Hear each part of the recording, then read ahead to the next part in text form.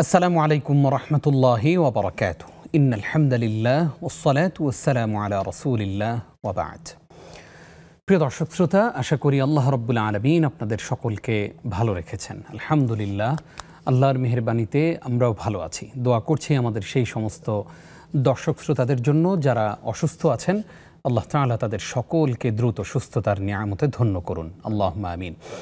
সেই সাথে আমরা দোয়া করছি আমাদের ফিলিস্তিনের ভাই বোনদের জন্য যারা বর্বরোচিত হামলার শিকার হচ্ছেন দেড় বছরেরও বেশি সময় ধরে।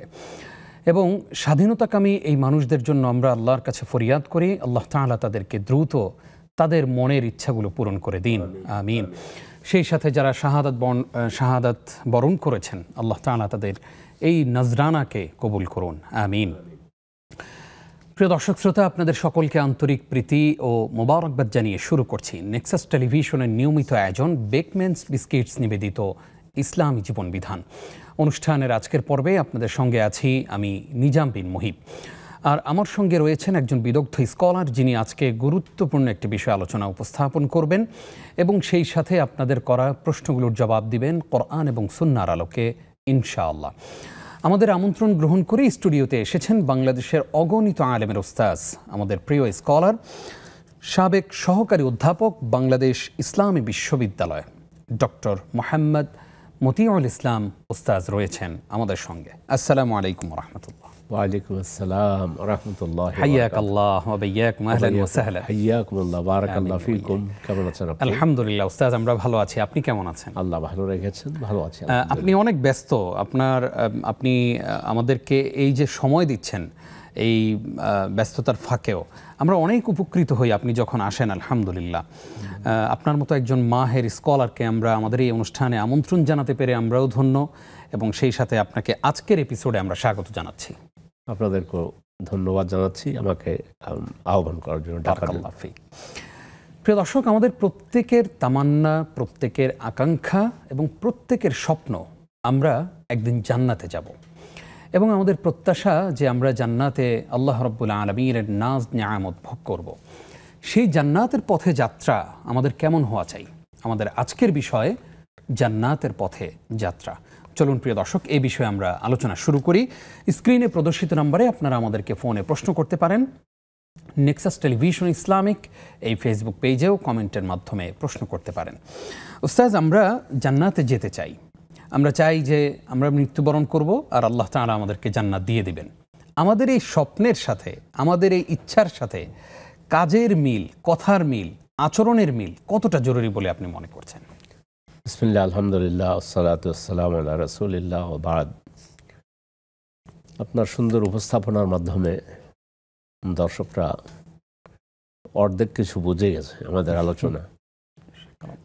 আমরা তো জান্নাতে সবাই যেতে চাই, কিন্তু আল্লাহ তাআলা কোরআনে বলছেন, আহাসিবান নাসু আন ইউতরাকু আন ইয়াকুলু আমান্না ওয়া হুম লা ইফতানুন। উত্তর আল্লাহ দিয়ে দিয়েছেন। জি জি।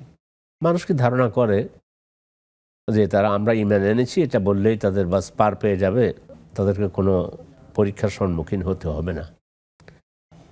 এই জন্য পরীক্ষার সম্মুখীন সূরা আসরটা আমাদের দর্শকদেরকে বারবার পড়ার জন্য, গবেষণা করার জন্য, অধ্যয়ন করার জন্য বলবো। ইমাম শাফিঈ রাহিমাহুল্লাহ তিনি বলছেন, আল্লাহ যদি সূরা আসর নাজিল করতেন শুধু বান্দার হেদায়েতের জন্য, আর কোনো কিছু নাজিল না করতেন, তাও বান্দার হেদায়েতের জন্য যথেষ্ট ছিল, কারণ মূল মেসেজটা সেখানে আছে।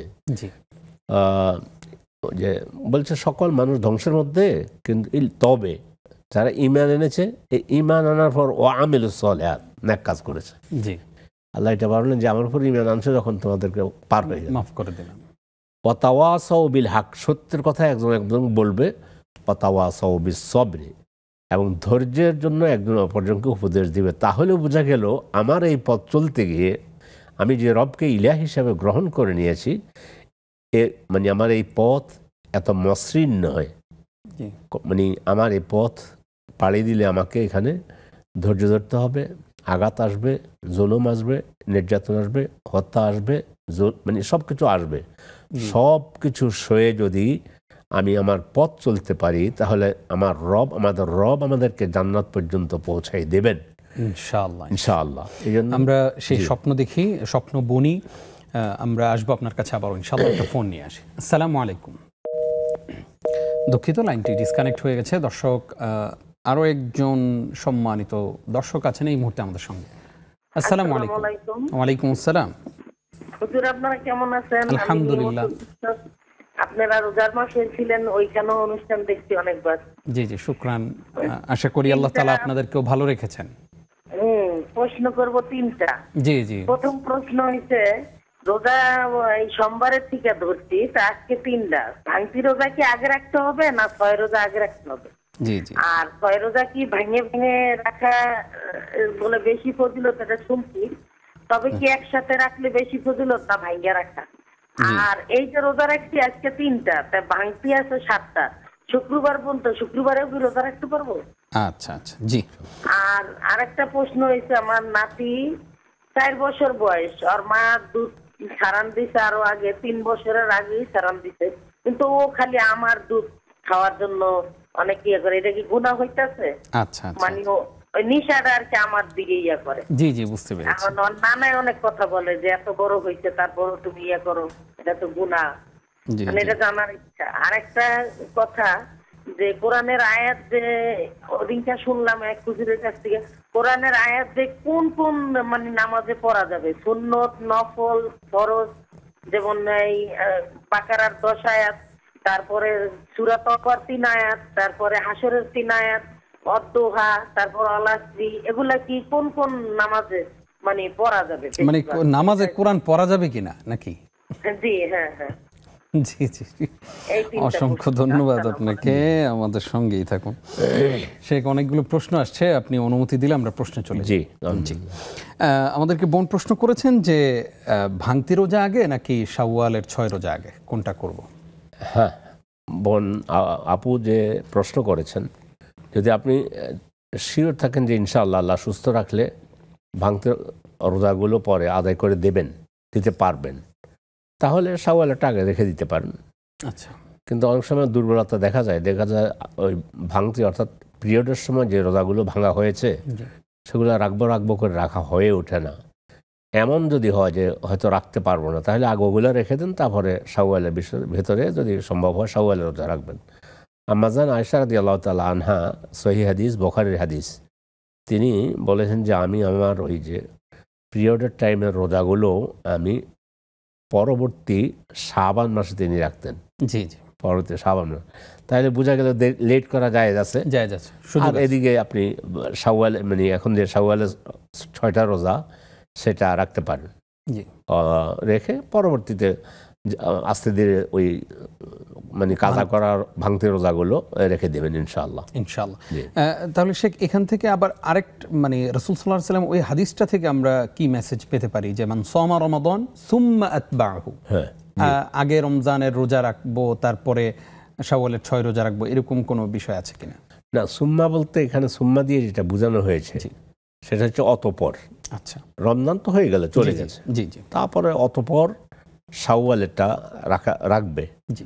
এবং উনি বোধহয় আরেকটা প্রশ্ন করেছেন, সাথে আমি বলে দিচ্ছি যে ভেঙে ভেঙে রাখা যাবে কিনা। জি জি, হ্যাঁ, আতবা সিত্তাম মিন শাওয়াল, এই দৃষ্টিকোণ থেকে অতঃপর শাওয়াল মাসে 6টা রোজা রাখবে। আচ্ছা, সেই হিসাবে 6টা ভেঙে ভেঙেও রাখতে পারেন। জি জি, উনি নিয়তটা যদি এটা হয় যে মানে আমি হয়তো আজকে 2টা রাখলাম, বা আজকে থেকে শুরু করে 3টা বোধহয় ওনার হয়েও গেছে, জি জি, আজকে হয়তো রাখলো না, অসুবিধা নেই, আবার 3টা রেখে দিলেন।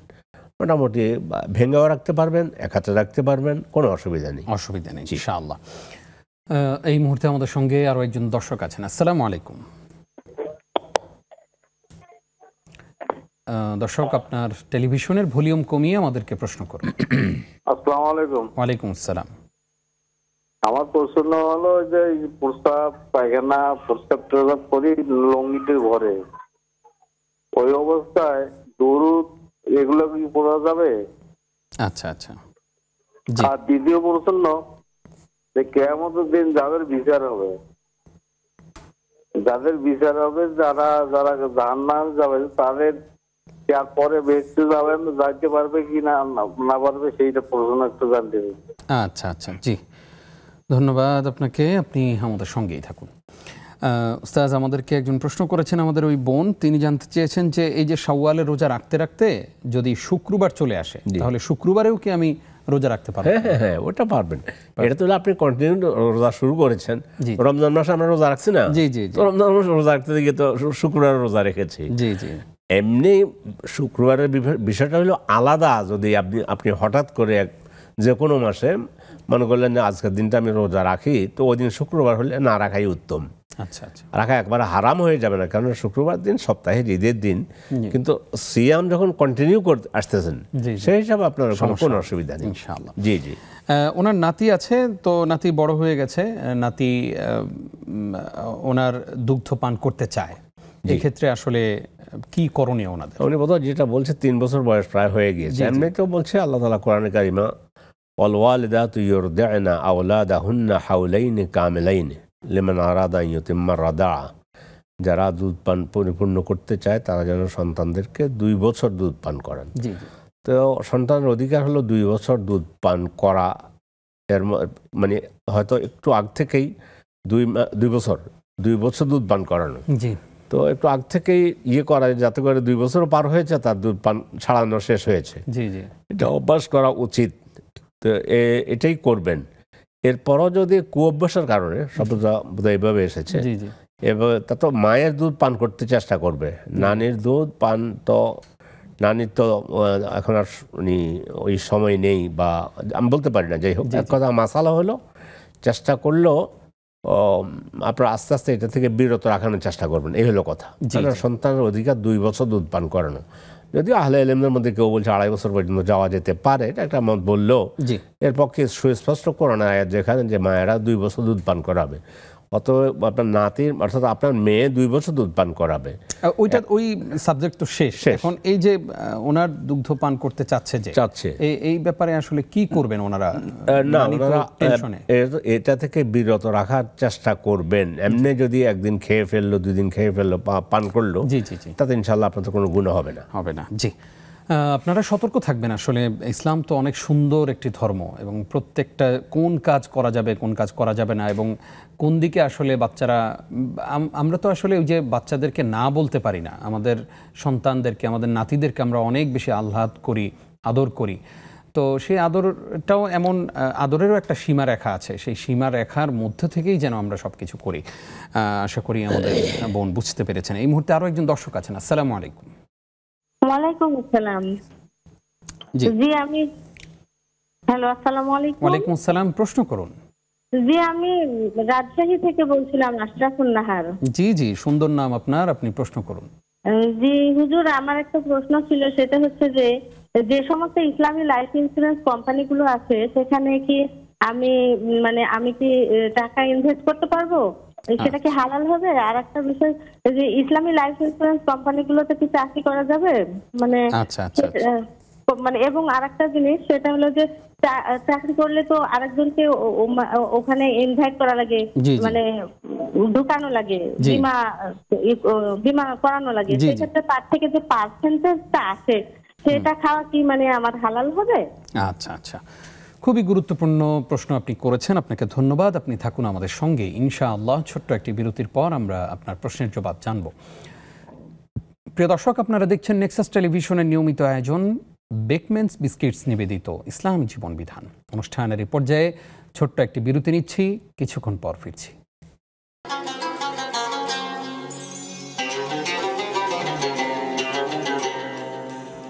প্রিয় দর্শক, আরও একবার স্বাগত আপনাদেরকে। দেখছেন বেকম্যানস বিস্কিটস নিবেদিত ইসলামী জীবন বিধান, যে আয়োজন আমার আপনার জীবনকে আলোকিত করে, যে আয়োজন থেকে আপনি অনেক প্রশ্নের জবাব জেনে থাকি, যে প্রশ্নগুলো হয়তো সামনাসামনি অনেকে করতে লজ্জা পায়, এমন অনেক প্রশ্ন আমরা এখানে পাই। আলহামদুলিল্লাহ, জীবন ঘনিষ্ঠ এই আয়োজন অবশ্যই আপনারা দেখবেন এবং ছড়িয়ে দেবেন বিশ্বময়। আজকে আপনাদের প্রশ্নগুলোর জবাব দিচ্ছেন উস্তাজ ডক্টর মোহাম্মদ মতিউল ইসলাম শেখ। আপনাকে আরও একবার স্বাগত জানাচ্ছি। আমাদেরকে একজন প্রশ্ন করেছেন যে আসলে সালাতে কোরআনের কোন কোন আয়াতগুলো তেলাওয়াত করা যাবে। আমি আসলে এই প্রশ্নটা, না, আপু যেটা বলেছেন জি জি, সেটা আমিও একটু শুনে বোঝার চেষ্টা করেছি। জি জি, এক কথায় আল্লাহ আয়াত পড়ে দিচ্ছি, ফাকরাউ মা তায়াসসারা মিনাল কোরআন। জি জি, কোরআনের যেখান থেকে আপনার সহজ মনে হয় আপনি সেখান থেকে পড়বেন। বাকারা ভালো লাগে, বাকারা থেকে পড়েন। এক কথা কোরআনের ভিতরে থাকলেই ওটা কোরআন, আপনি সেখান থেকে পড়তে পারবেন। জি জি তো সূরা মুলকের কথা বলছে, সেটা হলো ভিন্ন। রাতে ঘুমাবার আগে সূরা মুলক পড়া, সেটা ভিন্ন ফজিলত। জি কিন্তু উনি সলাতের কথা বলেছেন। জি এখন সলাতে যদি এমন হয় যে আমি সলাতে গিয়ে সেজদায় দোয়া করতে চাই, তো কোরআন আমি পড়তে পারবো কিনা, ধরে নিলাম কথার কথা উনি এই প্রশ্নটা করেছেন, বা এটা না করলে আমি দর্শকদের জন্য বলে দিচ্ছি। জি একটা হাদিস আসছে যে সেজদায় কোরআন পড়তে নিষেধ করা হয়েছে। তবে রব্বানা আতেনা, যেমন এই টাইপের যে দোয়াগুলো আছে, এগুলো যে দোয়া হিসেবে পড়ে তাহলে পড়তে পারবে, সেজদার মধ্যে পড়তে পারবে, অসুবিধা নেই। আর এমনি যেটা বলছেন আপু, সেটা হচ্ছে উনি যদি বলছেন সুনির্দিষ্ট করে কোনো নামাজের মধ্যে সুনির্দিষ্ট আয়াত যে এটা পড়তে হবে সুনির্দিষ্ট করে, নইলে এটা নেই। আপনার কোরআনে যেখানে ভালো লাগে, যেখান থেকে সহজ হয় সেটাই পড়বেন। এবং একই আয়াত পরবর্তী রাকাতেও তো চাইলে পড়তে পারবেন। তাও পারবেন। আপনি যদি সালাত লম্বা করতে চান, সূরা ফিল থেকে কথার কথা সূরা নাস পর্যন্ত একবার পড়তে পারেন, দ্বিতীয় রাকাতে আবার পড়তে পারেন, অথবা অর্ধেক পর্যন্ত সূরা কাফিরুন পর্যন্ত পড়লেন, তারপরে সূরা নসর থেকে শেষ করলেন। সহজ, দিনটা সহজ। জি, আশা করি আমাদের বোন তার সবগুলো প্রশ্নের জবাব পেয়েছেন। আমাদেরকে একজন প্রশ্ন করেছেন, পেশাব পায়খানা করার পর লুঙ্গিতে অনেক সময় যে পানি লেগে থাকে, এই পানিগুলো লেগে থাকলে ওই অবস্থায় দুরূদ শরীফ বা কোরআন তেলাওয়াত, আয়াতুল কুরসি এগুলো পড়া যাবে কিনা? ওয়াশরুমে গেলে আপনি যখন পরিচ্ছন্ন হলেন, স্বাভাবিক হয়তো বা আপনি পরিচ্ছন্ন হয়েছেন, এখন বেরিয়ে আসছেন, সামান্য একটু, আমরা তো আমাদের লুঙ্গি পরার অভ্যাস আছে, একটু পানি লেগে আছে, তাই বলে ওই পানি নাপাক পানি না। আপনি ওয়াশরুম শেষ করেছেন, পরিচ্ছন্ন হয়েছেন, একটু ওয়াশরুমে গিয়েছেন, একটু পানি লেগে গিয়েছে, তাই বলে আপনার শরীরও নাপাক নয় আর আপনার কাপড়ও নাপাক নয়। সেই হিসাবে আপনি যদি দুরূদ পড়েন, কোরআন পড়েন, কোনো অসুবিধা নেই। এমনি অজু ছাড়াও কোরআন তেলাওয়াত করা যায়। অজু নেই, আপনি বলতেছেন আউযুবিল্লাহি মিনাশ শাইতানির রাজিম, বিসমিল্লাহির রহমানির রহিম, আলহামদুলিল্লাহি রাব্বিল আলামিন, কোনো অসুবিধা নেই। তাহলে যদি কোরআন পড়তে অসুবিধা না হয়, তাহলে অন্য যে কোনো আজকার যেগুলো দুরূদ যেগুলো আছে সেগুলো পড়তে পারবেন ইনশাআল্লাহ। জি, এই মুহূর্তে কে আছেন আমাদের সঙ্গে? আসসালামু আলাইকুম। আসসালামু আলাইকুম ওয়া রাহমাতুল্লাহ। ওয়া আলাইকুম আসসালাম ওয়া রাহমাতুল্লাহ। আসসালাম, হুজুর ভালো আছেন? আলহামদুলিল্লাহ, আশা করি আপনিও ভালো আছেন। আমি আব্দুল জব্বার বলছি, সুজানগর, পাবনা থেকে। জি জি জি, বলুন। জি ইনশাআল্লাহ, হুজুর কয়েকদিন পর সাক্ষাৎ হলো, ভালো। জি জি হুজুর, আমি প্রথম প্রশ্নটা করতে চাচ্ছিলাম, এটা আমি আরেকবার করছি। আমার এক আঙ্কেল বলছে যে আপনি প্রশ্ন করবেন, আমি টিভি সেটে শুনবো। আমি এর আগেও করছি যে নবীজি যে এই ঋণগ্রস্ত লোকের জানাজায় যাচ্ছেন না, এটা কি, আমরা তো সবাই ঋণগ্রস্ত, নবীজি করেন না, এর অর্থ কি আসলে একটু ভালো করে বোঝায় দিবেন? নবীজি যে ঋণগ্রস্ত ব্যক্তি জানাজায় যান না, তার মানে কি তাদের জানাজাই করা যাবে কিনা? জি জি। আরেকটা প্রশ্ন আছে হুজুর, এটা হলো যে আমরা শুনি যে ওলামা আলেমদের মুখে যে মানুষ ভালো হলে ফেরেশতাকেও হার মানায় আর খারাপ হলে শয়তান সমান হয়, এটা কি আসলে কোনো হাদিস কোরআনে আছে কিংবা বা এমনি বলে আর কি? আচ্ছা আচ্ছা, জি, ধন্যবাদ আপনাকে, আপনি আমাদের সঙ্গেই থাকুন। আমাদেরকে একজন প্রশ্ন করেছেন যে যারা জাহান্নামে যাবে, ঈমানদার যারা পাপের কারণে জাহান্নামে যাবে, তারা কি একদম সবসময় জাহান্নামে থাকবে নাকি কোনো একটা সময় জান্নাতে যাওয়ার সুযোগ থাকবে? না, আলহামদুলিল্লাহ, তার শাস্তি কাবায়েরুজ যুনুব, জি, বড় পাপ যেগুলো আছে সেগুলো, বিশেষ করে বড় পাপ, শাস্তি ভোগ করতে থাকবে। রব্বুল আলামিন ইচ্ছে করলে তিনি তার পাপ ক্ষমা করে দিয়ে জান্নাতে দিতে পারেন, অথবা যে পর্যন্ত শাস্তি ভোগ করা দরকার সে শাস্তি ভোগ করার পরও ঈমানের উপরে মারা গেলে, বড় পাপ হলেও সেটার শাস্তি ভোগ করার পরে তিনি জান্নাতে যাওয়ার সুযোগ আছে। মাঝখানে হলো আল্লাহ যদি ইচ্ছে করেন, সেটা আল্লাহর উপরে আছে, তিনি কতটুকু শাস্তি দিয়ে, কিছু শাস্তি দিয়ে হয়তো তাকে মাফ করে দিতে পারেন, ক্ষমা করে দিতে পারেন। কিন্তু সবচেয়ে বড় কথা হলো ঈমানের উপরে মৃত্যুটা হওয়া লাগবে। ঈমানের উপরে মৃত্যু হয় নাই, আর কোনো ক্ষমা নেই। ইন্নাল্লাহা লা ইয়াগফিরু আন ইউশরাকা বিহি ওয়া ইয়াগফিরু মা দুনা যালিকা লিমান ইয়াশা। আল্লাহ শিরকের উপরে, যারা পৌত্তলিক পূজার উপরে যাদের মৃত্যু হয়ে যাবে, মুনাফিকের উপরে, কুফরির উপরে, তাদের যদি তওবা না করে মারা যায়, আর কোনো ক্ষমা নেই, চিরস্থায়ী। কিন্তু কবিরা গুনার মধ্যে কিছু কিছু মাসালা, একটা হলো কেউ যদি কাউকে অন্যভাবে হত্যা করে, তখন আয়াতটা শেষ হয়েছে ফি নারে জাহান্নামা খালিদিনা ফিহা আবাদা, এই শব্দ খালিদিনা ফিহা, জি। তো চিরস্থায়ী জাহান্নামে থাকবে। তো এখানে এসে আহলে ইলমদের মধ্যে কেউ কেউ বলছে যদি কেউ কাউকে অন্যায়ভাবে হত্যা করে তাহলে কোরআন যেহেতু বলেছে চিরস্থায়ী, তাহলে চিরস্থায়ী হবে।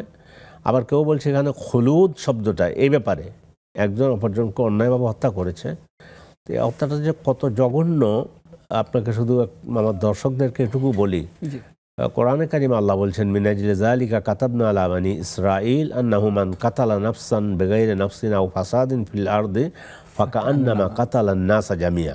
মাসালাটা একটু বলে দিচ্ছি এই জন্য আমরা কাউকে একটা ঘুষি দিতে হিসাব করে দেব, কেন আমি ঘুষি দিতে যাব? তো এভাবে যদি কেউ কাউকে হত্যা করে, বলি যে হাত থাকতে মুখ দিয়ে কিসের কথা। জি জি জি, সুন্দর কথা বলছেন। তো এইটা নাকি আমাদের পরিবেশ হয়ে গেছে। নো, তো তাহলে হলো কি জঘন্যতা বললাম, যেমন কি সারা পৃথিবীর মানুষকে হত্যা করেছে, অপরাধের মানে ইয়েটা বুঝালাম। তো তারপরেও আহলে ইলমদের মধ্যে কেউ কেউ বলেছেন খুলুদ বললেও এখানে এই খুলুদ দ্বারা আরবিতে চিরস্থায়ী বলতে একবার চির জাহান্নামী মুশরিকের মতো না, এক টাইমে আল্লাহ ক্ষমা করে দিতে পারেন ইনশাআল্লাহ। আমরাও সেই প্রত্যাশাই করি ইনশাআল্লাহ আল্লাহ ক্ষমা করে দিবেন। আল্লাহ ক্ষমাশীল, আল্লাহ আমাদেরকে চিরস্থায়ী জাহান্নামী বানাবেন না যদি আমি শিরক মুক্ত থাকি ইনশাআল্লাহ। এই মুহূর্তে আরো একজন দর্শক আছেন। আসসালামু আলাইকুম। আসসালামু আলাইকুম। ওয়ালাইকুম আসসালাম। জি, আমার একটা প্রশ্ন, সেটা হচ্ছে কেউ যদি হিফজ সম্পূর্ণ করে যে চর্চা না থাকে যদি ভুলে যায়, তাহলে কি সে সেই হাফেজের সম্মাননাটা পাবে কিনা? আপনার বয়স কত? হ্যালো দর্শক, খুবই গুরুত্বপূর্ণ একটি প্রশ্ন করেছেন আমাদের ছোট্ট একজন দর্শক, আমাদেরকে গুরুত্বপূর্ণ একটি প্রশ্ন করলেন। শেখ, আমাদের কাছে আরও অনেকগুলো প্রশ্ন আছে। একজন প্রশ্ন করেছেন ইসলামী লাইফ ইন্স্যুরেন্সে চাকরি করা যাবে কিনা এবং সেখানে টাকা রাখা যাবে কিনা। একজন বোন এই প্রশ্নটা করেছেন। তো আমি অনেক সময় বোন বলি, কখনো আপু বলি। জি জি, যাই হোক, এটা আমি বলি আর কি। লাইফ অনেক আছে নাম লেখে দেয় ইসলামী লাইফ ইন্স্যুরেন্স, কিন্তু ভিতরে ভিতরে সুদি কারবার হয়, তাহলে এই ধরনের লাইফ ইন্স্যুরেন্স যাবেন না। আর যদি ইসলামী লাইফ ইন্স্যুরেন্স এটা সত্যিকার অর্থে ইসলাম যেভাবে বলছে, আপনি পুঁজি দিচ্ছেন, উনি শ্রম দিচ্ছেন, ইন্স্যুরেন্স শ্রম দিচ্ছে, দুজনে এটাকে তখন সেই শ্রমের ওদের শ্রম আপনার পুঁজি, এটা জায়েজ আছে। যদি ব্যবসা বাণিজ্য করতেছে, ব্যবসা বাণিজ্য করে লভ্যাংশ যে লাভের এত পার্সেন্ট আপনার, এত পার্সেন্ট আমার, 50-50 জায়েজ। কিন্তু টাকা নিলেও ইসলাম শব্দ যোগ করে কিন্তু করতেছে সুদি কাজ, তাহলে এই ধরনের জায়গায় টাকা বিনিয়োগ করবেন না। আগে ভালোভাবে বুঝবেন যে ওনাদের এটার কাজ কি, কিভাবে কাজ করে, এগুলো বুঝে শুনে তারপরে মানে টাকা বিনিয়োগ করবেন। সত্যিকার অর্থে ইসলামকে ফলো করে করলে কোনো অসুবিধা নেই। আর সেখানে চাকরি করা যাবে? চাকরিও করতে পারবে যদি চাকরির জন্য মানে করেন, উৎসাহ দেব। মানে আপনি তো আপনাকে আল্লাহ যা দিয়েছে, আপনাকে দিয়েছে যে বাবা আপনাকে খাওয়াবে, আপনাকে দিয়েছে যে ভাই আপনাকে খাওয়াবে, আপনাকে দিয়েছে ছেলে আপনাকে খাওয়াবে, আপনাকে দিয়েছে স্বামী খাওয়াবে, কত খাবেন কত দিক থেকে। তারপরও যদি চাকরি আপনি করতে চান, ইসলামী শরিয়াকে লঙ্ঘন না করে, শরিয়তের বিধান লঙ্ঘন না করে চাকরি করলে ইসলাম নারীদের জন্য চাকরি হারাম মনে করে না। জি জি, কিন্তু মেয়েদেরকে মায়ের জাতি তো কোনো কোনো স্কলার বলেন যে মায়েদেরকে কেন এত কষ্ট দেব, ওনাদের পায়ের নিচে আমাদের জান্নাত, ওনাদের খাওয়ার ব্যবস্থা আমাদের উপরে আল্লাহ ফরজ করে দিয়েছেন স্বামীর উপরে। তো সেদিকে না করে আল্লাহ বলছে অকান্না ফি বুয়ুতে কুন্না, তোমরা তোমাদের ঘরে অবস্থান করো। এর মধ্যেই অকান্না, দেখেন কোরআনের প্রত্যেকটি শব্দ ওই জায়গায় অলৌকিকত্ব বহন করে। অকরণ শব্দের এক অর্থ হলো ঘরে অবস্থান করা, আর ওই শব্দের আরেক অর্থ হলো সম্মান। তোমরা ঘরে অবস্থান করো, এতে তোমাদের সম্মান আছে। ফলে আপনি ইচ্ছে করে কোথায় যায়, আর একটু টাকা দরকার, একটা বিল্ডিং করা দরকার, আমিও চাকরি করি তুমিও করো, এটা না করে ভাইয়া যদি আপনার হাজব্যান্ডের কথা বলছি চাকরি করে আনে, আপনি ঘরটা সামাল দেন, এটা সুন্দর এক কথা, তাহলে এটাই করা উত্তম, আল্লাহ বলেছেনও। কিন্তু তারপর যদি কোনো সমস্যার কারণে আপনি চাকরি করেন, ইসলাম নিষেধ করে না। জি, তিনি আরেকটা প্রশ্ন করেছেন যে চাকরি করলে তো অনেককে সেখানে বীমা করাতে হবে, তো সেখানের যে পার্সেন্টেজ সেটাকে আমি খেতে পারবো কিনা? হ্যাঁ, ওইটা অর্থাৎ লোক আনলো, এনে তারপরে একজনকে করালো যে আপনি আসেন, এখানে খুব সুন্দর কাজ হয়। তো এইটা যদি আপনি ওনাকে জানান, দেখবেন যে উনি যে আপনার এখান থেকে আপনাকে নিলে কিন্তু আমার এত % দিবে, দেখবেন তখন তিনি রাজি হবেন না। ফলে আমার মনে হয় এই সমস্ত কাজ এগুলো থেকে বিরত থাকাই উত্তম, বিরত থাকাই উত্তম শব্দ বলবো আর এটাই তাকওয়া। জি জি। প্রিয় দর্শক, আপনারা দেখছেন আপনাদের গুরুত্বপূর্ণ জীবন ঘনিষ্ঠ আয়োজন বেকম্যানস বিস্কিটস নিবেদিত ইসলাম জীবন বিধান। নেক্সাস টেলিভিশনের এই চমৎকার আয়োজনের এই পর্যায়ে নিচ্ছি আরও একটি বিরতি, সঙ্গেই থাকুন।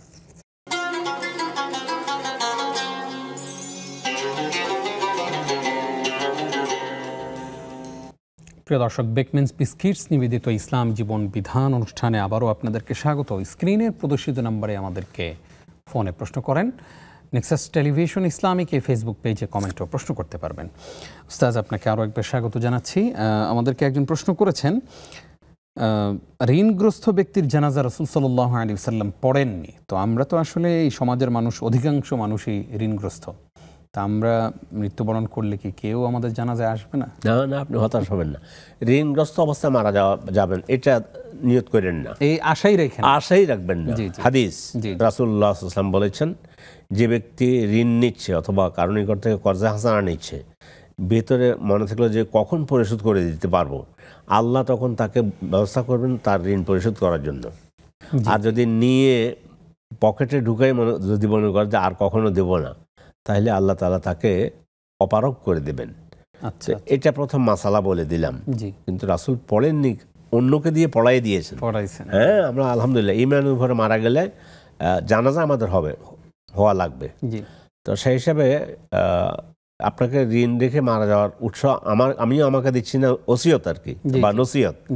আপনাকেও বলবো যে না, কষ্ট হইলেও ঋণ পরিশোধ করে দেবেন, কিন্তু ইনশাল্লাহ মারা গেলে আপনি, আল্লাহ না করেন, আপনি XYZ যেই মারা যাক, সে অবস্থায় তার জানাজা হবে, তাকে মাটি দেওয়া হবে।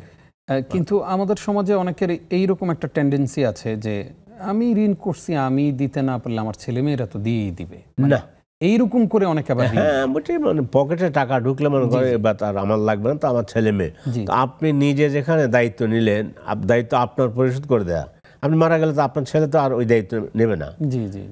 হ্যাঁ, ছেলে দায়িত্ব নেবে না, তবে ইসলামের বিধান হলো কোন লোক মারা গেলে তখন যারা ওয়ারিস বাকি আছে তারা প্রথম দেখবে যে ইনি কোনো ওসিয়ত করে গিয়েছেন কিনা, ওসিয়ত দেখবেন যে কোনো ঋণ রেখে গিয়েছেন কিনা। অবশ্যই তার সম্পদ থেকে ওই ঋণ পরিশোধ করার পরে তারপর সন্তান, অন্যান্যদের কাছে সন্তান মানে সম্পদ, অন্যান্যদের কাছে সম্পদের ওয়েতে সম্পদ চলে যাবে।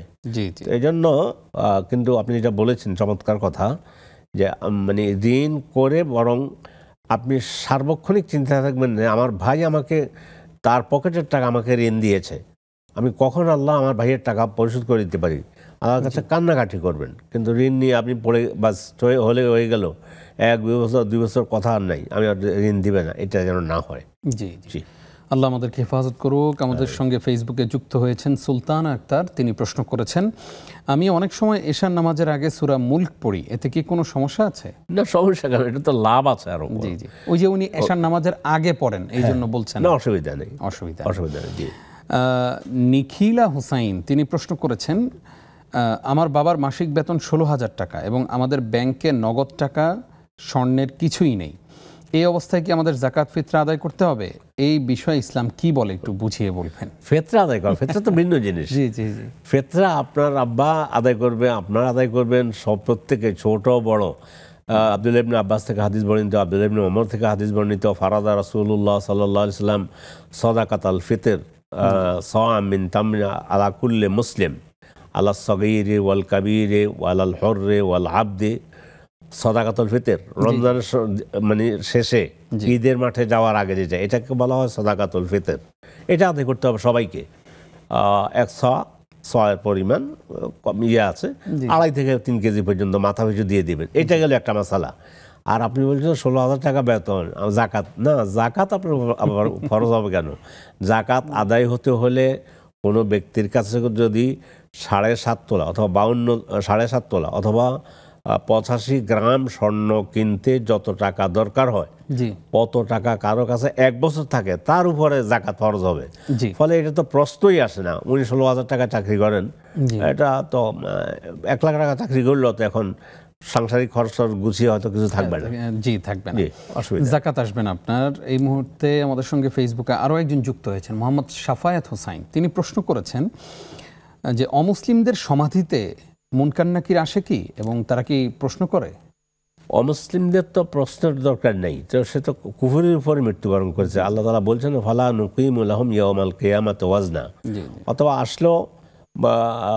আসলেও সে বলবে যে হা লা আদরি, তুমি কি বলতেছো কিছু বুঝি না। হ্যাঁ, যদি ইমানের উপরে মারা না যায় তাহলে এটা বলবে কিন্তু আকুলু মা ইয়াকুলুন নাস। ওই দুনিয়াতে চলতাম, মানুষ যেভাবে বলতো আল্লাহ নাই, রাসূল নাই, ওভাবে আমিও বলতাম। তখন তার সেখান থেকে শাস্তি যাত্রা শুরু। এই জন্য হইতে পারে তাদেরকে প্রশ্ন করবে, কিন্তু সে উত্তর দিতে পারবে না। জি শেখ, এইরকম যদি কেউ করেন যে সারা জীবন অমুসলিম ছিলেন এবং পরিবারের ভয়ে, আত্মীয় স্বজনের ভয়ে কখনো প্রকাশ্যে ঈমান আনেন নাই, কিন্তু মৃত্যুর আগে তিনি ঠিকই তার ইচ্ছা হলো যে না, আমি তো জেনেছি, যেমন আমাদের এই ধরনের প্রোগ্রাম অনেক অমুসলিমরা দেখেন, আমাদের এই প্রোগ্রামগুলোর সাথেও অনেক অমুসলিমরা জড়িত থাকেন। জি জি। তো কেউ যদি ইচ্ছে করেন যে পরিবারকে জানালাম না, কাউকে জানালাম না, আমি কালেমা পড়ে ফেললাম নিজে নিজে, যে কোনো একটা সময় উনি কালেমা পড়লেন, নামাজটা ওই রকম পড়তে পারলেন না, তাহলে তার ব্যাপারে আসলে ইসলামের, আপনি যেভাবে বলছেন সত্যিকার যদি সে ঈমান আনে যে না আসলে আল্লাহ এক, জি জি, জীবনের শেষে হলো যদি বলে, তাহলে ইনশাআল্লাহ আল্লাহ তাআলা তাকে ক্ষমা করে দিতে পারেন, কেননা তওবার দরজা খোলা আছে তার সামনে। জীবনের শেষ মুহূর্তে এসেও, এটার অর্থ এটা নয় যে ঠিক আছে আজকে যখন আলোচনা শুনলাম জীবনের শেষ মুহূর্তে আনবো, তো এই শেষ মুহূর্ত কোন দিন, কখন, কোন সেকেন্ডে, এই জন্য যত দ্রুত ঈমান নিয়ে আসা। কিন্তু কথার কথা আপনি বললেন যে আলোচনা শুনতে শুনতে আসলে ইসলাম ভালো বলে অন্য ধর্মের লোক, কিন্তু শেষ পর্যন্ত ঈমান নিয়ে আসছে, আনার পর আর বেশি সময় ছিল না, মারা গিয়েছে। ইনশাআল্লাহ আল্লাহ তাআলা তার জন্য জান্নাতে যাওয়ার ব্যবস্থা করবেন, করতে পারেন, তাকে ক্ষমা করে দেবেন। জি ইনশাআল্লাহ, এটাই ইসলামের সৌন্দর্য। জি জি। আমাদেরকে একজন প্রশ্ন করেছেন যে মানুষ ভালো হলে ফেরেশতার মতো হয়, আবার যখন মানুষ খারাপ হয় তখন শয়তানের চেয়েও খারাপ হয়, এইটা কি কোনো কোরআন হাদিসের কথা? না না না, এটা কোন না। খারাপ হলে কারো একটু খারাপের একটা তুলনা আছে, একটু খারাপ, ও আরো বেশি খারাপ, এ আরো বেশি খারাপ। একজন 10 টাকা মেরে মানে 100 টাকা মেরে দিয়েছে, এটাও খারাপ। আর একজন দেশের হাজার হাজার কোটি টাকা মেরে লোপাট করে দিয়েছে, সেটাও খারাপ। দুই খারাপের মধ্যে পার্থক্য আছে না? অবশ্যই। এই জন্য এভাবেও বলা যাবে না যে ভালো হইলে ফেরেশতার চেয়ে ভালো। আমরা যদি এখন কথার কথা একজন ভালো মানুষ, কিন্তু কোনো না কোনো ভাবে কমতি আছে, ফেরেশতার তো একেবারে নিষ্পাপ। হ্যাঁ, আল্লাহ তাআলা ইচ্ছা করলে, যেহেতু ফেরেশতাদের জৈবিক চাহিদা নেই আর মানুষের জৈবিক চাহিদা আছে, অপরদিকে মানুষের আত্মাকে পরিশুদ্ধ করতে হবে, এই দুইটাকে একাত্রে মিলাইতে পারলে সেখানে ওলামায়ে কেরাম ব্যাখ্যায় বলেছে এই মানুষটা আল্লাহর কাছে ফেরেশতার চাইতে উত্তম, এইটা বলেছে। কিন্তু ফেরেশতা তো কোনো পাপই করে না, লা ইয়াসুনাল্লাহ মা আমারহুম ওয়া ইয়াফআলুনা মা ইউমারুন, কোনো পাপ কাজ করে না, শুধু ওটাই করে যেটা আল্লাহ নির্দেশ করেছেন। এই জন্য ফেরেশতাদের ব্যাপারটা এইভাবে, মানুষের উত্তমের কথা এইভাবে বলছে যে যেহেতু ফেরেশতার জৈবিক চাহিদা নেই, মানুষের জৈবিক চাহিদা আছে, আবার আত্মিক পরিচর্যা করা দরকার, দুইটা সমন্বয় সাধন করতে পারলে আল্লাহ তাকে ফেরেশতার চাইতেও বেশি সম্মান দিবেন, এটা বলা হয়েছে। সুবহানাল্লাহ। উস্তাদ, আমাদেরকে একজন প্রশ্ন করেছেন যে কেউ যদি হিফজ সম্পন্ন করার পরে কোরআন ভুলে যায় চর্চার অভাবে, তাহলে একজন হাফেজকে আল্লাহ তাআলা যে মর্যাদা দিবেন এবং একজন হাফেজের বাবা মাকে কিয়ামতের দিন যেভাবে সম্মানিত করবেন, তাকে কি সেইভাবে সম্মানিত করবেন? না, বাবা মাকে করবেন কিনা আল্লাহ জানে, বাবা মার দায়িত্ব পালন করেছেন, কিন্তু তিনি হেফজ করে তারপরে আবার সেটা ভুলে গিয়েছেন, এটা মারাত্মক অপরাধ এবং এটার জন্য কিয়ামতের দিন কঠিন শাস্তির সম্মুখীন হতে হবে। এই জন্য আমরা বলবো যে মানে আপ্রাণ চেষ্টা করবেন। আমাদের একটা মেয়ে বোধ হয় প্রশ্নটা করেছে, না কোরআন যেটুকু হেফজ করেছেন সেটুকু হেফজ রাখার চেষ্টা করবেন।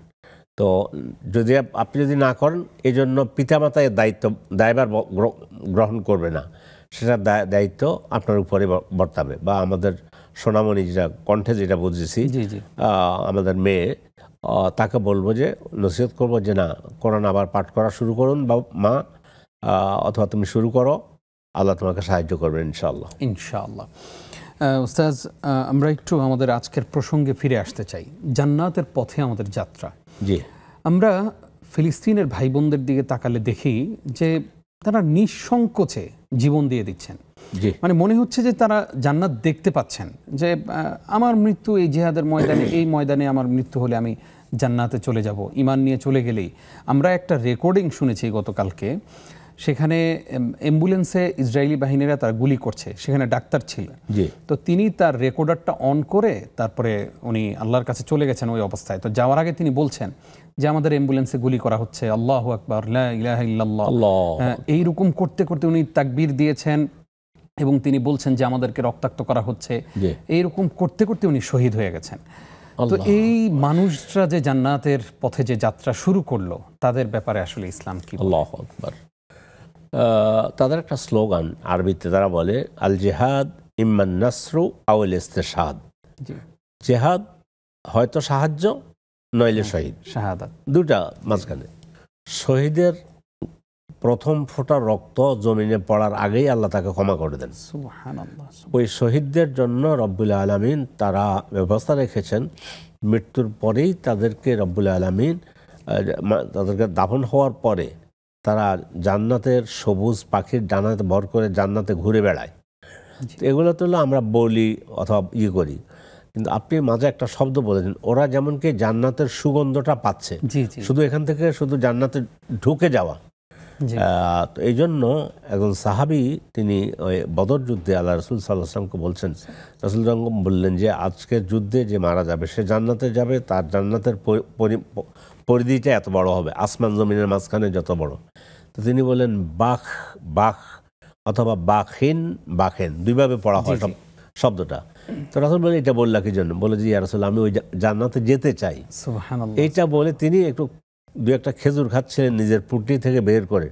পরে ভাবলাম তো আমি তো ওই জান্নাতে যেতে আমার দেরি হয়ে যাচ্ছে, ওগুলো ছুঁড়ে ফেলে দিয়ে যুদ্ধে ময়দানে বদরের যুদ্ধে জিহাদে অংশগ্রহণ করলেন, জান্নাতে চলে গেলেন। সুবহানাল্লাহ। এই জন্য আমরা বলি, আমরা আল্লাহর কাছে দোয়া করি আমাদের ভাইদের জন্য, আল্লাহ তাদের মানে শাহাদাতকে কবুল করুন। কিন্তু তারা যেমন কি একেবারে বিশ্বাস করেন আপনি যে শব্দ ব্যবহার করেছেন, যে জান্নাতের সুগন্ধটা যেন তাদের নাকে আসতেছে। আল্লাহ আমাদের ভাইদেরকে কবুল করুন, আমিন। প্রিয় দর্শক, আপনারা দেখছেন নেক্সাস টেলিভিশনের নিয়মিত আয়োজন ইসলাম জীবন বিধান। সময় হলো আরও একটি বিরতির, আশা করছি সঙ্গেই থাকবেন।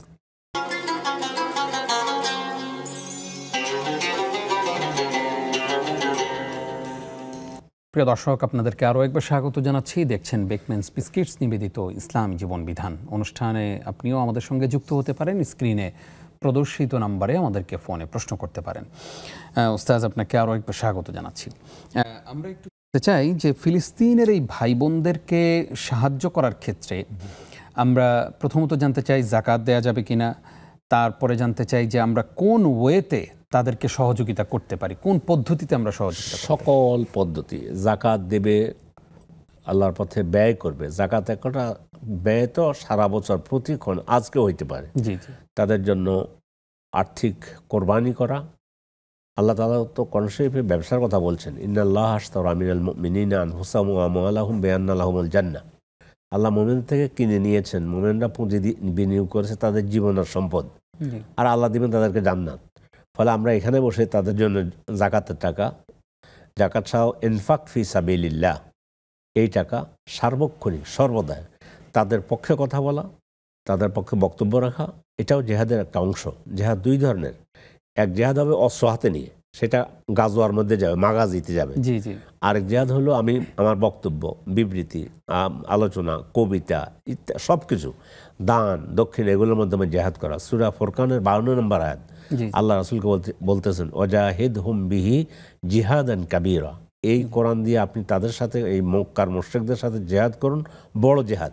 তো সূরা ফুরকান কিন্তু মাক্কি সূরা, এই জন্য এখানে ওলামায়ে কেরাম ব্যাখ্যা দিয়েছে যে এখানে জিহাদ অর্থ হচ্ছে, এই জিহাদ হলো মানে রাসূল ময়দান তৈরি করেছেন। ফলে আমাদের ভাইদের পাশে দাঁড়ানো, আমাদের যার পক্ষে যেভাবে সম্ভব, যতভাবে সম্ভব। আমি ওনাদের সর্বশেষ দুঃখ দুর্দশা কথা শোনার পরে আমার মসজিদের লোকদের কাছে আবেদন করেছি, সামান্য যাই হোক আমি এটা বলতে চাচ্ছি না, আমি এখানে যদি আলহামদুলিল্লাহ মানে একজন মহিলা বোন 50,000 টাকার মতো দিয়েছেন, একজন মহিলা। তো সব কিছু মিলে মানে আমার পক্ষে, আমি ছোট মানুষ, আমার জায়গা থেকে আমি এটুকু করলাম, আপনার জায়গা থেকে আপনি শুরু করলেন। এভাবে আমরা সকলেই জি দোয়ার মাধ্যমে শেষ পর্যন্ত দোয়াও করতে পারি রাতে উঠে, জি এ সব কিছু মিলে আমরা তাদের জন্য চেষ্টা করব করতে পারি। অনেকে শেখ এই যে প্রতারণার শিকার হয়েছেন যে আমরা গাজায় টাকা পাঠাই এরকম বলে অনেক টাকা কালেকশন করে পরে খোঁজ নিয়ে দেখা গেছে যে সেখানে তো কোনো টাকাই পৌঁছায় না, বরঞ্চ তারাই সেই টাকা মেরে দিচ্ছে। তো আমাদের কাছে অনেকে প্রশ্ন করেন যে একদম অথেন্টিক কোনো সোর্স আছে কিনা যে একদম সেই ভাই বোনদের কাছে পৌঁছায়, এইরকম কোনো সোর্স বা আপনি আমাদের সঙ্গে শেয়ার করতে পারেন আপনি কিভাবে তাদেরকে সহযোগিতা করেছেন? না, সেটা আছে। যেমন আমি এই মুহূর্তে সব কিছু তো বলা যাবে না, জি জি চেষ্টা করেছি বা যে কোনোভাবেই হোক আমারটা আমি আবার সেখান থেকে রিপ্লাইও দিয়েছে আমাকে, আচ্ছা আচ্ছা, যে আপনাদের টাকা মানে ইয়ের সাথে ধন্যবাদের সাথে গ্রহণ করা হয়েছে, এত টাকা দিয়েছেন এতটার সময়, একটা কথার কথা। জি জি জি, তো এটা হইতে পারে একটা দিক। আরেকটা হলো আপনি অথেন্টিক সোর্স খুঁজবেন, জি খুঁজে পেয়ে যাবেন। আপনার আমেরিকাতে একটা ইয়ে ছিল, বন্ধ করে দিয়েছে, শত্রু দুশ্মন ইয়ে করেছে, নাহার একটা সংস্থা নাম দিয়েছে তাদের ওই অ্যাপসের নাম নাহার। তো সেই নাহার খুললে এখন আর ওটা বন্ধ করে রাখা হয়েছে। পরে গতকালকে আমি রাত্রে ওনার ভাইস প্রেসিডেন্ট যিনি, ওনার সাথে আমার কথা হয়েছে। তো উনি বলেন যে এখন এই পদ্ধতি, শত্রু তো চাচ্ছে না যে ওদের হাতে আমাদের টাকাগুলো যাক, ওরা এখান থেকে গাজাকে নিয়ে কাজ করতো আর কি। আচ্ছা আচ্ছা, তো বলছে যে সিস্টেমটা এইভাবে যদি হয়, এখন এই সিস্টেম আমি এই মুহূর্তে আমাদের দর্শকদের উদ্দেশ্যে বলতে পারবো না, কিন্তু এই ওটার ভিতরে ঢুকে মানে টাকা পাঠানোর মতো একটা সিস্টেম আছে। আচ্ছা আচ্ছা, জি। আমাদের আসলে অনেক মা বোনেরা কান্না করেন যে ছোট ছোট বাচ্চাদেরকে শহীদ করে ফেলা হচ্ছে। তো এইটার আসলে বন্ধ হওয়ার ক্ষেত্রে আমাদের বাংলাদেশের মানুষরা আমরা দোয়া করে যাচ্ছি, বিক্ষোভ কর্মসূচি করছি, আমরা স্লোগান তুলছি, স্বাধীনতা চাইছি ফিলিস্তিনের। আমরা সবচেয়ে আশ্চর্য হচ্ছি ওস্তাজ যে মানে একদম আমেরিকাতে অমুসলিম ছাত্রছাত্রীরা তারা নেমে গেছে এবং তারা ফিলিস্তিনের স্বাধীনতা চাইছে, এই বর্বরচিত হামলার তীব্র নিন্দা জানাচ্ছে। আপনার কাছে আমাদের জানতে চাওয়া হলো যে এই স্বাধীনতা চাওয়া বা তাদেরকে যেন আর শহীদ করা না হয়, মেরে ফেলা না হয়, এগুলোর তীব্র নিন্দাই আমরা জানিয়ে যাব, আমাদের কি আর কোনো কিছু করার নাই? আমরা সরাসরি আমরা বলবো, হ্যাঁ আমরা অস্ত্র হাতে নিয়ে, আমি এখান থেকে আমার কোনো সুনির্দিষ্ট ওয়ে ছাড়া, জি জি, সঠিক ওয়ে ইসলামী শরিয়া অনুমোদন করে, জি, কিন্তু ইসলামী শরিয়া কোনো আহলে ইলম বলছে এখন যে পর্যায়ে গিয়েছে গাজার অবস্থা, জি, ইসলামী শরিয়া এটা অ্যালাউ করে, শরীয়ত অনুমোদন দেয় প্রত্যেক মুসলিম যে যেখানে আছে সুনির্দিষ্ট পথে যেন তারা সরাসরি জেহাদে অংশগ্রহণ করার জন্য উৎসাহ দিচ্ছে। আচ্ছা, তারপর আমি বলবো যে আমরা সেই যদি লাইনটা খুঁজে না পাই, আমি হঠাৎ করে আমার মনে চাইলো আমি টিকিট রওনা দিলাম, এটা করব না। কিন্তু আপনি যেটা বলছেন, আমি টাকা কয়টা দিলাম অথবা একটু দোয়া করলাম, আমাদের দায়িত্ব এখানে শেষ নয়। আমরা এর সাথে আমাদের অনেক কিছু করণীয় আছে। যেখানে যতটুকু সম্ভব ইসরায়েলি পণ্য বয়কট করা, সেটা করেন।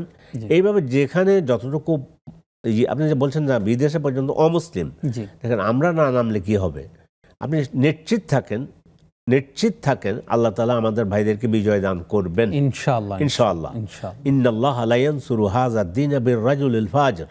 আল্লাহ তাআলা অনেক সময় এই দিনকে তিনি যদি মুমিনরা এগিয়ে না আসে, প্রয়োজনে তিনি কোনো ফাজের দ্বারাই হলো ইসলামকে তিনি সাহায্য করান। তো সেটা হবে ইনশাআল্লাহ। তবে আপনার কথা ধরে রেশ ধরে বলতেছি যে আসুন আমরা আমাদের ভাইদের পাশে আমরা আমাদের সাধ্য অনুযায়ী দাঁড়াবার চেষ্টা করি, আপনার সাধ্য অনুযায়ী দাঁড়াবার চেষ্টা করেন। জি। আচ্ছা, এবার আপনার কাছে জানতে চাই যে কেউ বলতে চান যে তুমি নামাজ পড়ো না মিয়া, তুমি রোজা রাখো না, তুমি ফিলিস্তিন নিয়ে আছো, এইরকম কথা কি বলা যাবে? না, এটা বলা আমি মনে করি ইসলামের কোনো বন্ধু এটা বলতে পারে না। বলবে যে ভাই ফিলিস্তিন যখন করতেছেন এর সাথে নামাজও শুরু করে দেন, নামাজটা পড়েন, রোজা করেন, হজ করেন, ফিলিস্তিনও করেন। আর ওইটা যদি বলে তুমি ফিলিস্তিন করো, নামাজ পড়ো না, তাইলে ফিলিস্তিনের নামাজও পড়ো না, এটাও ঠিক আছে, আর ফিলিস্তিন করো না, ওটার জন্য ভালো কাজের জন্য। আপনি কথার কথায় আপনি নামাজ পড়েন না, রোজা রাখবেন কি জন্য, রোজা রেখে লাভ কি? কথাটা এইভাবে না বলে ভাই আপনি রোজা যখন শুরু করেছেন নামাজটাও শুরু করেন, দুটার মধ্যে কিন্তু পার্থক্য আছে। আমি ফিলিস্তিন করব, আমার ভাইয়ের সাথে আছি, একটা দেহের মতো তো আমার দেহ, মাসালুল মুমিনিনা ফি তাওয়াদ্দিহিম ওয়া তারাহুমিহিম ওয়া তাআতুফিহিম, লম্বা হাদিস। মুমিনদের উদাহরণ হচ্ছে এক দেহের মতো। আমার দেহে এক জায়গায় আঘাত লেগেছে, হাঁটুতে আঘাত লেগেছে, কিন্তু আমার চোখে ঘুম আসতেছে না ওই ব্যথায়, ঠিক ওইভাবে যদি আমরা হয়ে যাই, আল্লাহ আমাদের ফিলিস্তিন, আল্লাহ আমাদের মসজিদুল আকসা, আল্লাহ মাসরার রাসূল সাল্লাল্লাহু আলাইহি ওয়াসাল্লাম আমাদেরকে আবার ইনশাআল্লাহ ফিরিয়ে দিবেন। আমাদেরকে জেগে উঠতে হবে ইনশাআল্লাহ। উস্তাজ, আমরা জানতে চাই যে এই যে মুসলমানদের উপরে নির্যাতন নিপীড়ন চলছে, আমাদের কি উচিত নয় এই মুহূর্তে প্রত্যেকটা মসজিদ থেকে কুনুতে নাজিলার আমলটি করা? অবশ্যই কুনুত রাসূল করেছেন। জি জি, রাসূল সাল্লাল্লাহু আলাইহি ওয়াসাল্লাম নাম ধরে আল্লাহুম্মা আলাইকা বিযাকওয়ান বিররালি ওয়াযাকওয়ান, এটা হলো কুনুত। জি জি, ফজর সালাত করেছেন, আল্লাহ আপনার অভিশাপ, আপনার গজব রাল আর জাকওয়ানের উপরে, যারা ইসলামের উপরে এভাবে নির্বিচারে নির্যাতন করতেছে, আমাদের মুজাহিদদেরকে হত্যা করতেছে, রাসূল যেটা করেছেন সেই কাজটা আমাদের করা উচিত, কিন্তু আমরা সেটুকুও করি না। এই আমাদের দোয়া কিন্তু একটা অত্যন্ত শক্তিশালী অস্ত্র মুমিনের জন্য। তো আপনি যেটা বলেছেন, আপনার মাধ্যমে দর্শকদেরকে জাযাকাল্লাহ খায়রান, আমরা বলবো আমাদের খতিবদেরকে, আমাদের ইমামদেরকে কুনুতে নাজলাটা পড়ুন। জি জি, ইনশাআল্লাহ। জাযাকাল্লাহ খাইর উস্তাদ, অনেকগুলো প্রশ্নের জবাব জানলাম। কষ্ট করে সময় দেওয়ার জন্য আপনাকে ধন্যবাদ জানাচ্ছি। বারাকাল্লাহু ফিকুম, আমাকে আমন্ত্রণ করার জন্য। আকরামাকাল্লাহ। প্রিয় দর্শক, আমরা একটি দোয়া করতে পারি আল্লাহ তাআলার কাছে, আল্লাহুম্মা হসিহিম আদাদা ওয়াকতুলহুম বাদাদা ওয়ালা তুবকি মিনহুম আহাদা, যে আল্লাহ রাব্বুল আলামিন যেন এই কাফেরদেরকে, এই জালেমদেরকে গুনে গুনে রাখেন এবং তাদেরকে যেন গুনে গুনে শাস্তি দেন। আল্লাহর কাছে আমরা এই দোয়া করব বেশি বেশি, এবং আমাদের ভাই বোনদের জন্য, ফিলিস্তিনের এই মানবেতর জীবনযাপন করছে আমাদের ভাই বোনেরা, যারা বেঁচে আছেন, যারা শহীদ হয়ে গেছেন, তারা তো আমরা ধারণা করি যে আল্লাহর কাছে শহীদি মর্যাদা পাবেন। যারা বেঁচে আছেন তাদের গ্যাস নাই, পানি নাই, খাবার সংকট, অর্থনৈতিক সংকট, কত সংকট। আল্লাহ তাআলা গায়েবী খাজানা থেকে যেন তাদের এই সংকটকে আল্লাহ তাআলা কাটিয়ে ওঠার তৌফিক দান করুক, আমিন। আজ এই পর্যন্তই। আপনারা দেখছিলেন নেক্সাস টেলিভিশনের নিয়মিত আয়োজন বেকম্যানস বিস্কিটস নিবেদিত ইসলামী জীবন বিধান।